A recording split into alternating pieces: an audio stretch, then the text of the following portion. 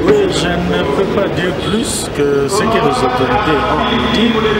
Nous attendons que les autorités fassent un certain rapport par rapport à l'attaque de Beni.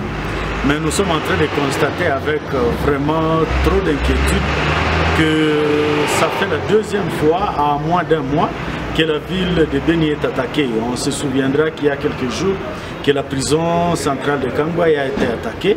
Et maintenant, c'est toute la ville avec la conséquence de la fin des examens d'État qui n'a pas eu lieu aujourd'hui. Nous avons demandé ce matin, vous avez suivi à la plénière que particulièrement j'ai demandé, que nous puissions avoir le rapport et comment on va faire pour les élèves finalistes qui pensaient qu'aujourd'hui ça serait la fête parce qu'ils allaient finir avec leurs examens d'État. Donc voilà beaucoup de questions qui restent encore pendantes parce que nous attendons encore des réponses du comité urbain de sécurité, nous attendons des réponses du gouvernement provincial. Et selon vous, quelle serait l'identité des assaillants? Je ne peux pas parce qu'il faut que d'abord on puisse nous dire qui on a capturé et ce que ces capturés sont en train de dire, si on a eu de capturés bien entendu. Donc nous attendons vraiment ce rapport et c'est à base de ce rapport que nous allons connaître ce qui s'est passé. Néanmoins, nous avons appris il y a quelques jours qu'il y avait un nouveau mouvement qui s'appelait un mouvement de révolution, je ne sais pas quoi, et qui est une nouvelle rébellion, c'est ce qu'ils se disent. Et nous disons que peut-être c'est ce mouvement-là qui a attaqué.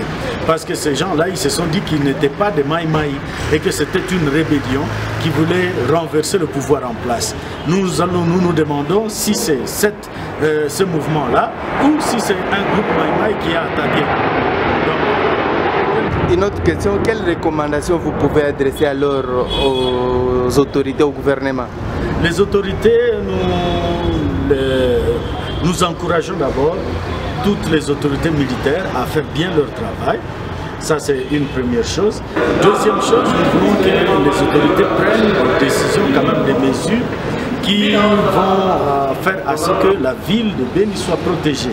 C'est quand même une ville martyre depuis un certain moment. On s'étonne comment un groupe peut entrer en plein centre-ville et il y a eu beaucoup de rumeurs. Nous nous étonnons de tout ça.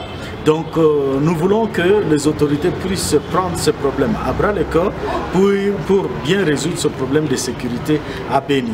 Et la recommandation, c'est les examens d'État des élèves de la 6e année de Beni. Ils doivent passer leur examen d'État. Après avoir fait 3 jours d'examen d'État, je vois que ce n'est pas normal vraiment que le 4e jour, ils puissent vraiment perdre leur examen d'État. Si les autorités vont accepter que demain, ils puissent reprendre leur examen, nous allons entrer à parler avec toutes les autorités pour que cela soit fait. Voilà ce qui va nous enchanter. Qu'est-ce que vous craignez, honorable, en rapport avec cette nouvelle rébellion dans les Grands Nord? Merci parce que vous l'appelez une rébellion, peut-être que vous avez assez d'informations. Nous craignons parce qu'une rébellion, c'est-à-dire elle détruit. Une rébellion, c'est-à-dire c'est du désordre. Voilà ce que nous craignons, le désordre. Nous craignons que la route Beni-Boutembo ne soit pas toujours fréquentable. Nous craignons qu'il y ait coupure de route. Nous craignons qu'il y ait des vaches, des gens qui soient toujours emmenés en brousse ou égorgés en désordre.